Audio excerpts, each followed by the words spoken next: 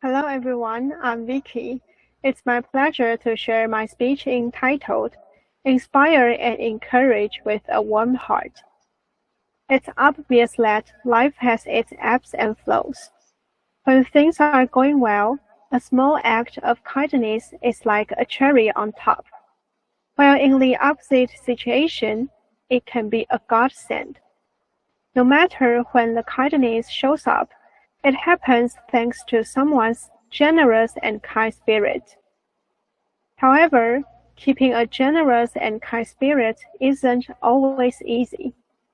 The world often shows its cruelty, and the news is full of stories of people hurting each other.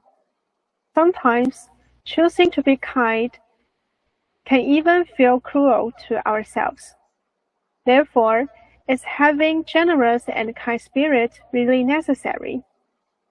Whether or not to be kind is your choice, but staying kind will eventually make you shine.